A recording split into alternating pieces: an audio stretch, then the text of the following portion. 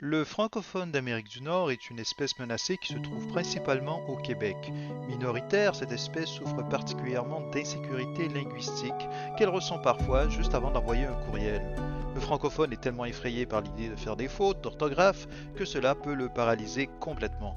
Cette pression sociale est totalement insupportable et elle est entretenue par des prédateurs qu'on nomme dans le langage courant des grammeurs nazis.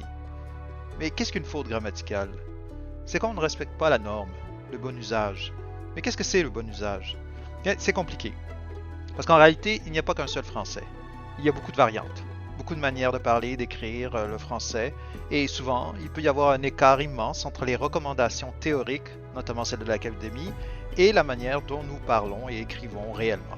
Alors si on fait confiance à l'Académie et qu'on a l'idée de regarder sur leur site pour savoir si une tournure contient une faute ou si elle est correcte, on peut découvrir par exemple qu'une règle donnée par l'Académie comme étant sans aucune exception en français serait de former les interrogations complètes en français uniquement avec une inversion du sujet et du verbe. Donc par exemple, si on veut demander à quelqu'un « tu vas à l'épicerie », on ne pourrait pas le formuler de cette façon, ça serait une faute. Hein? On ne pourrait pas non plus lui demander « est-ce que tu vas à l'épicerie ?» Il faudrait lui dire « vas-tu à l'épicerie ?» On voit bien que ça n'a pas de sens, surtout parce que cette règle ne souffre aucune exception. Et on peut vraiment se poser des questions sur la pertinence d'avoir ce genre de règles.